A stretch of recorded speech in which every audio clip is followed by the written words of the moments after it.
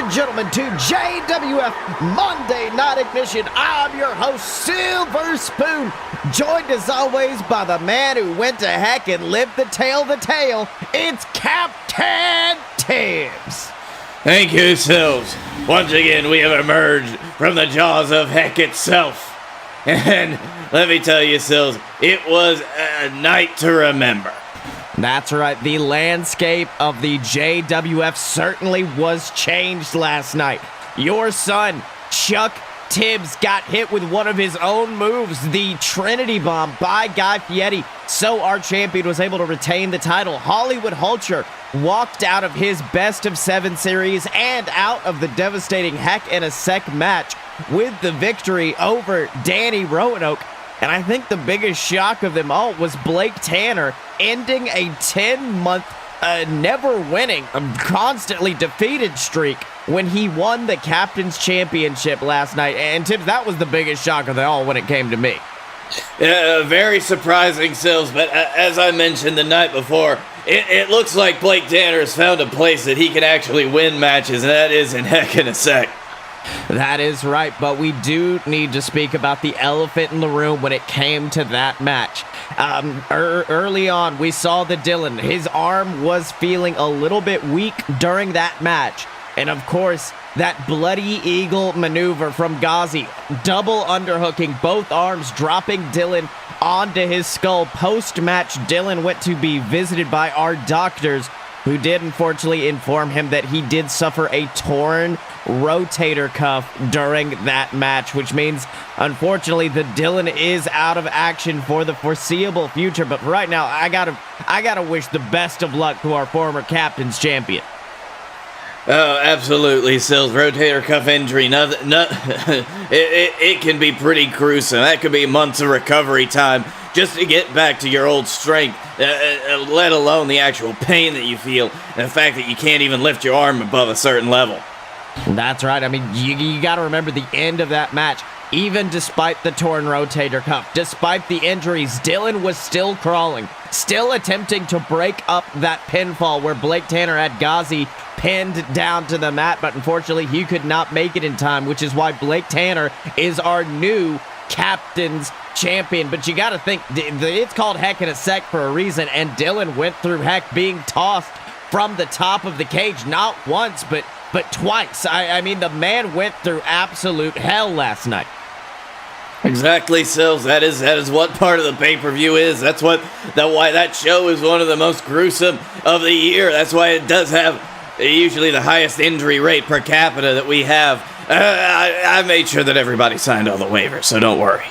That is right, Tibbs. But for now, why don't we get in and see how the landscape has changed with our power rankings. Let's start off with our tag division, where, of course, Bananas in Pajamas, Mr. Cash in the Bag, coming in at 5th. 0 wins, 3 losses, 1 tie. And Tibbs, I gotta ask you, what's it gonna take for Bananas in Pajamas to get back on their winning ways? In the past, that Cash in the Bag briefcase has been a boon for some superstars, but for them, it's almost seemed like a curse. They just haven't been able to get much momentum behind them. Well, Sills, honestly, the thing about Bananas in Pajamas is they've got to show up. You want to come in and you want to remind people that you got a winning ways. You got to show up for matches, and you got to come to me and let me know you're ready for a match. These guys, most of the time, they spend it at catering. They're not hungry. Well, they're hungry in the wrong ways. Well, in number 4 is Coach and Friend, a team that actually looked pretty dominant last night in their match against Robert Hill. But unfortunately, they didn't win. Robert Hill showing a lot of dominance, beating both members, pinning them both to the mat. And then, of course, at number 3, we have the Wild-Eyed Southern Boys, who unfortunately also lost their match last night as they took on the VWO. Number 2, the War Wizards, 3 wins, 2 losses, but also they have not been seen in a while, Tibbs. I don't know what the War Wizards have been thinking. They have just been disappearing off the face of the map. I'm not entirely sure. Sills haven't been in contact with them. They haven't shown up to tapings either. I tried giving the War Wizard a call the other day. Just gone straight to voicemail. That is right. And then in number 1, The VWO, and this is what we were talking about last night, Tibbs. That jealousy between our tag team champions, the Rising Suns, and their brothers, the VWO. I mean, we are heading to a family feud if the VWO can keep this #1 contender spot, keep this winning streak going, especially after last night when it wasn't the Hammerman, it was not Fomosan, it was Griffin Clouds of the VWO who made sure they walked out with those tag titles. Very true, Sills. You know, as a VWO they like to keep it in the family. That's definitely going to be a bit of contention in the camp of the VWO, knowing that they're going up against the Rising Suns sometime in the future. That's right. And then on to our singles rankings. At number 5, shocking the world, is AJ Steele. 2 victories, 2 losses under the man with the body of Steele's belt. But also, you got to remember this. AJ Steele, with the hard Americans behind him, he may be in championship contention in no time if he can keep up this momentum. You got to keep up the winning streak, Sills, which is something that I'm not entirely sure that he could commit to. We're just going to have to see what his future holds. And number 4, the man who came out victorious last night, Hollywood Hulcher. 7 wins, 7 losses. Now that the Dillon's been injured and taken off this list, Hollywood Hulcher has had the most matches out of anybody this year. And as you can see, it's worked out in his favor half and half, like 7-7, 0 ties. Very true, Sills. Actually, we're about to see that on the next competitor, too. Number 3, a 50-50 win rate, win-loss rate, as it were. No ties for either of these guys at the number 3 or number 4 position. That's right. Number 3 is the man who unfortunately did not come out victorious last night at Heck in a Sec. Your son, Chuck Tibbs. And it honestly, at some point, seemed like Chuck was relying too much on violence, relying on, I guess you could say, the gimmick of the Heck in a Sec match, the brutality that can be caused. And unfortunately, that lack of focus, that lack of thinking about the victory, or not thinking about the match, that is what led Guy Fieri to getting the momentum into that Trinity Bomb, pinning Chuck to the mat. It also shows lack of form, a lack of concentration just across the board from what I've seen. Chuck's getting 2 in his head, and if he keeps staying in this place in his head, he's not going to see that championship gold for a long time. That's just the truth of it. That's right. A man who may see championship gold right now is our number 2 spot, Griffin Clouds, one half of the VWO. And let me tell you something. Like we said last night, Griffin has had a banner year, actually winning the tag team championships for his brothers last night.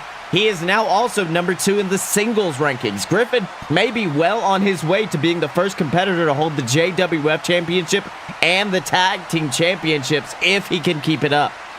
Yes, last night, great victory for Griffin Clouds. What I'm a little worried about right now is if Griffin is going to fall into the same place that the Hammerman fell into just a few months ago. Hammerman was, of course, on both of our power rankings lists, and he eventually had to choose whether he wanted to be a singles or a tag team competitor. I don't know if Griffin Clouds is going to have to face that same choice anytime soon, but with him being number 2 in our singles power rankings and being part of the number 1 ranked tag team in our division, it just feels like that choice is coming down the pipe somewhere. That's right, but you got to admit it paid off in spades for the man known as the Hammerman. I mean, he ended up choosing the tag team division, and it led to him becoming tag team champions alongside his tag team partner, Fomosan. I mean, sometimes you make a decision and it pays off, and for Griffin Clouds, I think that decision could pay off in spades. But why don't we get to number 1 in our power rankings, which usually was occupied by the Dillon, a man who had been undefeated all year, but now is occupied by a man who has only been defeated once, but that was by disqualification, Tibbs, and that is the man known as the King of the Hill, Robert Hill. And I want you to look. Chuck Tibbs, 50-50 score. Griffin Clouds, 3 wins, 2 losses. Robert has had 6 matches and only 1 has been a loss for him. And as I said, it was due to a DQ. Yes, Robert Hill, he has not been pinned or submitted since joining the JWF roster, since coming up from JXT, as it were. And he has completely changed the game in his own way. He's even, that one disqualification, almost I would say it doesn't count. It has to count for power ranking purposes, but otherwise, in every other match, he has been completely dominant. That's right. So you got to think Guy Fieri has to have his eyes open for the King of the Hill.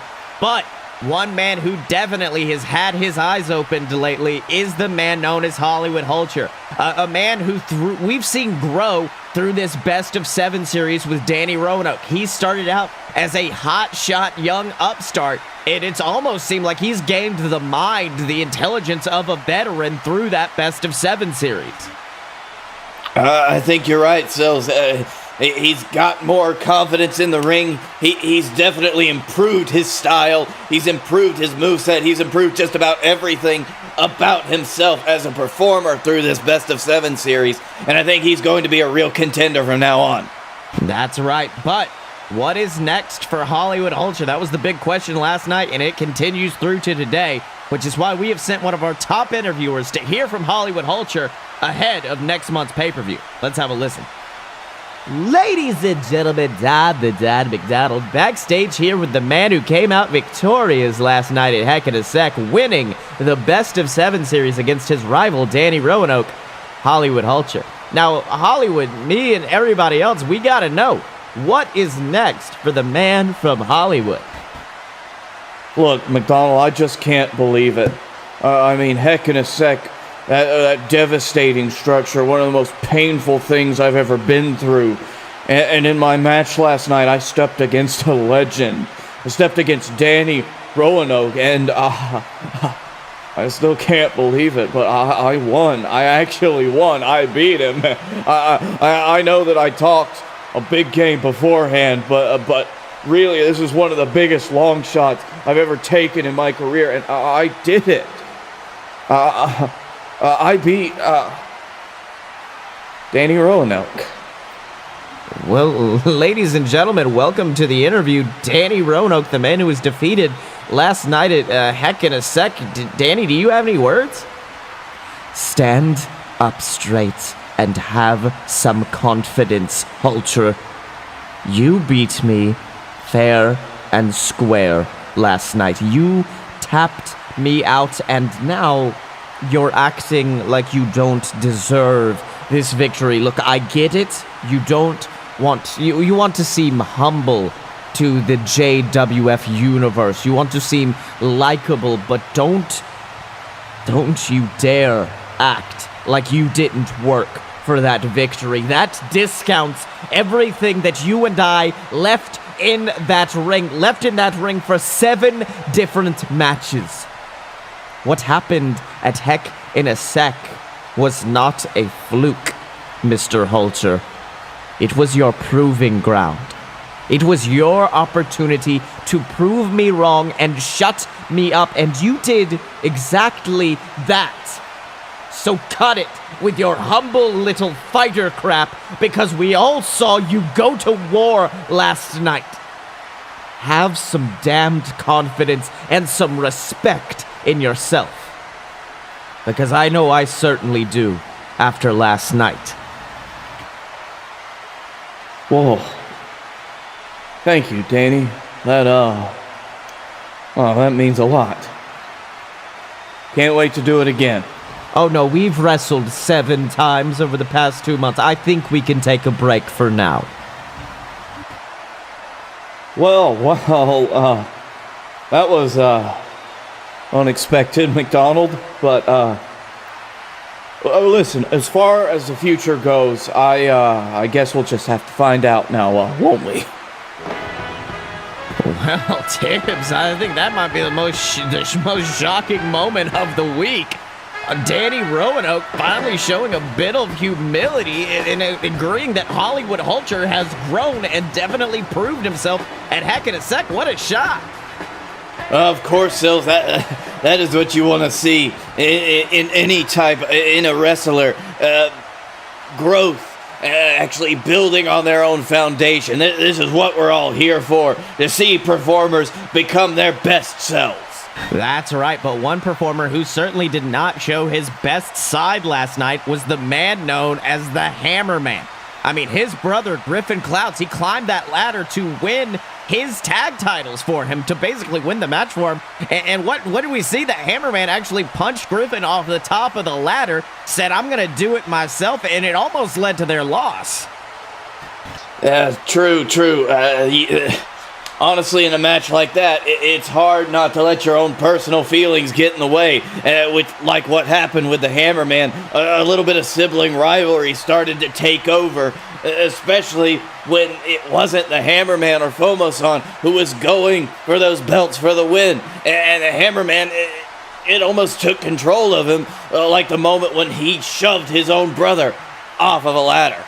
That is right, Tibbs, but the Hammerman's back tonight, and he says he wants to prove himself. He says that he has talked it over with Griffin. He has attempted to apologize, and Griffin said that's perfectly fine, but you got to prove yourself tonight, taking on AJ Steele, the leader of the Hard Americans and the man that damn near won the Hammerman's tag titles away from him last night. Hammerman said that he wanted to prove himself tonight, prove that he could win against the Hard Americans, and you can see both of these men, they're looking to do that right now. This is going to be an interesting match, Sills. You got a lot of frustration from last night that these two men are going to be letting out in the ring. That's right, and you hear that bell going ding, and Hammerman just marching across the ring, excited to get his hands on AJ Steele, but damn it, Tibbs, look at this. AJ's just hiding behind the ropes, forcing a rope break from our referee before the Hammerman can even touch him. Now, Tibbs, I do want to ask you this. Do you think this is a smart tactic, hiding between these ropes? You can see AJ continuing to hide. Do you think this is wise, or is he just making the Hammerman pissed off at this point? It looks like it's a kind of dual strategy, Sills. As you see, AJ Steele, he's in a position where he can't be touched by the Hammerman, really. He's taunting the Hammerman. He's hoping that the Hammerman will make a mistake right now. That is what he's banking on. That's right, and it looks like he's just made the Hammerman mad as he rushes for the big hammer boot, but ooh, AJ ducked, and Hammerman's boot just crashes into that turnbuckle, and he might have tore something in that leg as AJ follows it up with, ooh, a big dragon corkscrew leg whip. And I think that is all it was going to take to turn the tides for AJ Steele, trying for a quick pin. Ooh, but Hammerman kicking out at one. But look at this, AJ following it up with a big series of strikes to the leg. I think Hammerman's got a big target right there on that leg. Very true, Stills. That is exactly what AJ Steele wanted to happen, something along those lines. AJ Steele, he doesn't care about having a great wrestling match. All he cares about is getting the win, and if he can hurt his opponent and put him in a situation like he's got the Hammerman right now, that just makes it easier for him. Well, not only that, you got to remember about 90% of Hammerman's offense comes from those legs. The spin kick, the leg drop, the big hammer boot, as we just saw. Hammerman likes to put those educated feet to good use. But unfortunately, AJ has got Hammerman up, whips him into the turnbuckle, and then, oh my God, that vicious back elbow that he likes to call jet fuel. Remember, that is how he beat the Hammerman back at beat the War Wizard back at JWF Hangover. Goes for the pinfall. 1, 2, ooh, and Hammerman proving that jet fuel cannot melt the tenacity of one half of the JWF Tag Team Champions. Kick it out, but unfortunately, AJ just looking pissed. Oh, transitioning into a knee bar, and unfortunately, I think the Hammerman might have been celebrating prematurely there. That is true, Sills. The Hammerman is still in a dangerous position right now, and he's got to pull out all the stops to get AJ Steele down. That's right. He is locked in that knee bar, and you can see the Hammerman just crawling, begging for some sort of mercy as he finally grabs onto that rope. Now AJ, you see, trying to go back to the center, but Hammerman rolls around, kicks him away. But Hammerman knows he's in a bad way. Big clothesline, then another, oh, and a massive backbreaker to AJ Steele. But I do want you to notice this. Usually we see Hammerman bebopping around the ropes, looking like a human pinball. But Hammerman was forced to stay in place. but it looked like he got that comeback off as he backs up into the corner. And Tibbs, let me tell you something, he's aiming for what I call a Hail Mary play. He's going to go for that big hammer boot, but you got to think about the legs in this. Yeah, Sills, this is going to be, this is all or nothing right now. That's right, goes for the hammer boot, but AJ ducks it again and just clips the knee right out from underneath him. Oh, and he has pulled down the elbow pad. Tibbs, he might be looking for a second rolling elbow, a second jet fuel, but Hammerman ducks it. Hammerman ducks it and hits the rising sun. That massive back suplex. Little nod to his tag team partner Fomos on there, and he bridges up. 1, 2, 3. And at the very last minute, Hammerman coming out of this victorious, but you gotta think AJ Steele, he forced Hammerman to act clever, to think outside of the box, think outside of that leg-based offense, and that's what, of course, led to him pulling out that suplex. But I think if Hammerman didn't have that suplex on his side, AJ may have came out of this victorious. It could have been true, Sills. After last night, of course, a vicious match that both of these men were in, they're going to be a little bit tender. They're going to be a little bit more susceptible to a lot of damage. Just like the Hammerman's leg, if he wasn't able to play it close to the vest like he was, and if he wasn't able to rely on the fact that he is a massively talented individual in the ring, this probably would have gone bad for him. That's right, but speaking of men who have adapted in the ring, who have pulled out new moves, pulled out all these stops, I want to talk about our JWF World Heavyweight Champion, Guy Fieri, a man who last night gave Chuck Tibbs a taste of his own medicine when he dropped him with one of the most deadly moves in JWF history, the Trinity Bomb. Draped Chuck onto his neck, just squashed him in two, and that is what led to his victory last night. And Tibbs, let me tell you something. I know every JWF champion, we teach him the Trinity Bomb. That way, if worse comes to worse, if they've got to pull out that move, they can. But it seems like Chuck Tibbs has started this world where you just use it willy-nilly whenever you want. Yeah, I know, Sills. This is not what the Trinity Bomb is supposed to be used for. The Trinity Bomb is something that is a last-ditch effort. It is your last resort, because if done properly, we have not seen a Trinity Bomb done properly by either of these men yet. And sometimes it only just takes practice. But if they were to do it 100% full power, it could kill somebody, Sills. I cannot stress that enough, and my insurance does not cover that.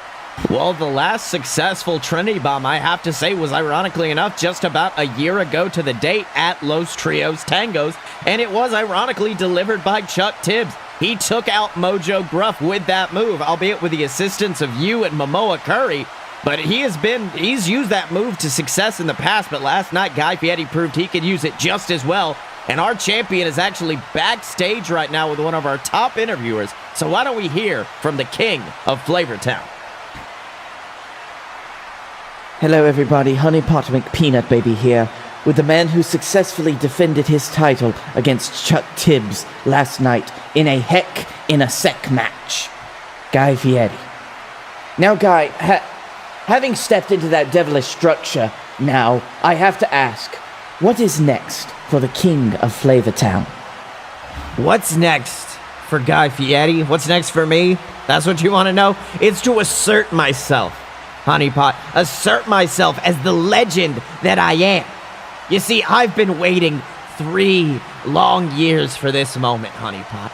Ever since I forced my way into the first ever King of the Steel City tournament, which I won, by the way, I've been waiting to have this gold around my waist. And sure, the path wasn't exactly point A to point B. I lost my way a few times, formed a few tag teams, won a few other titles, but the goal, it was always to be standing here with this championship around my waist, to be the man on the top of the mountain. And let me tell you, the view up here is phenomenal, because I'm looking down off this mountain's peak, staring up for challengers, and I've realized something, Honeypot.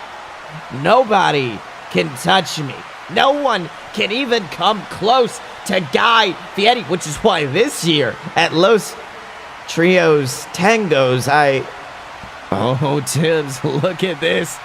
We got the king of Flavortown, but that is the king of the hill right there. Robert Hill just walking up to Fieri, not saying a word, looking down at the JWF Championship. And I think Robert Hill, he says that if you don't think you got any challengers, I'll step up right the hell now. Very true, Sills. He's number one in the power rankings for a reason. He definitely he has every right to challenge for that championship of Guy Fieri's. That's right, and you can see the champ looking a little bit shaking, just to throw it away honeypot, saying the interview's over.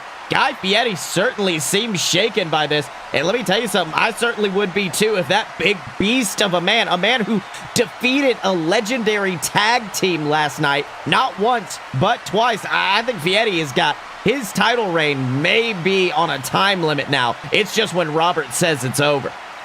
Of course, after winning it just a couple of months ago, Guy Fieri, he still wants to hold on to that championship with everything he's got. You can tell how important it was winning the JWF World Heavyweight Championship, and now to have this kind of obstacle placed in your way, it's got to look like you're about to lose it. That is right, but as we heard Fieri's talk about, we've been mentioning it all week, our next pay-per-view, Los Trios Tangos, coming up in 4 weeks, and we've seen some iconic matches happen here. The VWO versus the BS. The team known as the Elite, of course, invading one year and taking on the Fight Boys. We have had numerous amazing matches that take place at Los Trios Tangos. And Tibbs, you said you had an amazing announcement for this next pay-per-view. 100% Sills. I think this is going to be the biggest and greatest Los Trios Tangos ever. All right, so why don't you get up to the ring and let the people know what's coming next. Hello, everybody.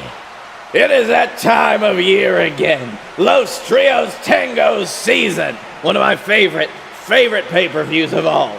That means we're going to have a hell of a show waiting for you. Factions of 3 men taking on 3 other men in devastating elimination matches.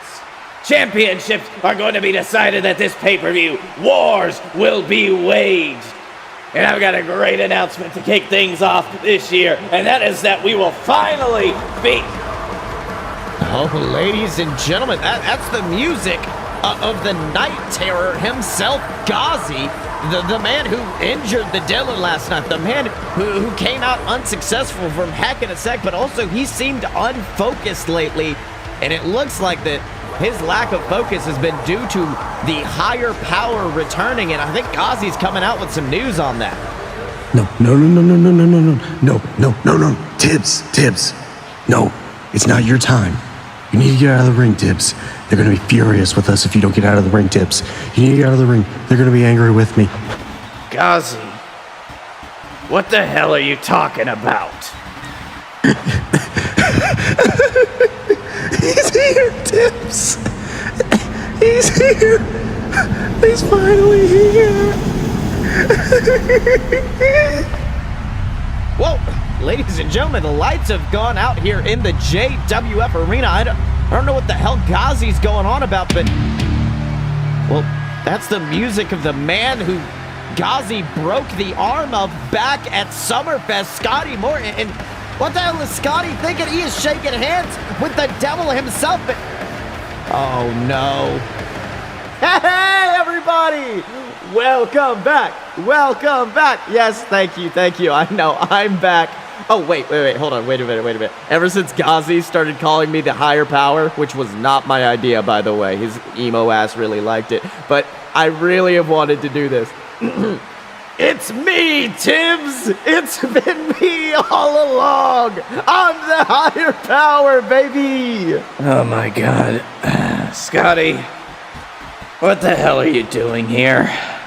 Well, Tibbsy, earlier this year, you may have remembered, most iconic moment ever in WrestlePalooza history, I won the JWF Championship. I walked out of the biggest show of the year with the biggest prize in the business over this pretty little shoulder here. I was king of the mountain, and you know, I thought it'd make me happy. I really did. I thought having that gold, being able to brag to everybody that I was the champion would make me happy, but then I surveyed this proverbial kingdom of dirt you built up for me. I surveyed the JWF and I realized, why the fuck would I want to be champion of this? I mean, hell, half of our tag team division hasn't even won a match this year. We got no stars.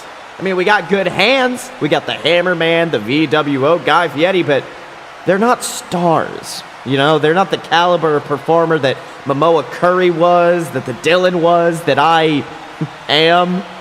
And as I saw this company, as I saw you refusing to grow new stars, as I saw Chuck Tibbs returning to become champion, Blake Tanner being blessed with undeserved title shots, and the same guys getting the same spots over and over and over and over again, I realized that this company, the JWF, it's going to eventually stagnate. People are going to get tired of seeing the same guy over and over and over again. And when that happens, Tibbs, you're not going to have new stars to take their place. But I did know of a place back then that does build new stars, that does have a dominant tag team division. And Tibbs, listen to this, they got women wrestling. Did you know that was a thing? They're letting the ladies wrestle now. Oh my God. It is the proverbial land of milk and honey. It is the best damn thing going in professional wrestling today, and it is JXT. A place where we can make anyone into a star, from a tall, lanky, Babadook-looking motherfucker to a weird, silly dragon. It doesn't matter to us. We don't let our past hold us back like you do. We build stars for the future. And you know, for a while, that future, it seemed to be here in the JWF, but every single time we send you one of our stars, Tibbs, what happens? They become fodder. They become fodder to pushing your same 5 little guys. Well, I'm sorry, Tibbs, but I am through letting you destroy what I worked so damn hard to create. So in 4 short weeks, Tibbs, we're no longer going to Los Trios Tangos, a racistly named pay-per-view that was getting dumber and dumber by the year. No. We're going to be crossing the line, and JXT is going to put the final nail in the coffin of the JWF. Because JXT is full of stars, and we're through letting you destroy their shine. Well, ladies and gentlemen, Scotty Moore returning, revealing himself as the higher power of Ghazi, of Ghazi's benefactor, and it looks like he has issued a challenge. Scotty Moore wants a war, JWF versus JXT, and Tibbs, welcome back to the booth. How do you react to this? Well, Sills, once again, looks like Scotty Moore has become too big for his britches. He has gotten a little bit of a taste of what it's like to run a wrestling company, and he thinks that he can take it to the big dogs, is what he's thinking right now. So Scotty Moore wants a war between JWF and JXT. Let me tell you something. He's got one. I'll show him what it means to run a real damn wrestling company. Well, ladies and gentlemen, this is a big change-up. We are expecting a fun, light-hearted Los Trios Tangos this year, but instead, looks like we are going to have us a war between our developmental territory, JXT, and the JWF. And Tibbs, I'm sure this war is going to be fought on 2 fronts, so make sure to tune in to JXT to see what happens over there as well. It just means the 3 dances. I don't understand. Why is that racist?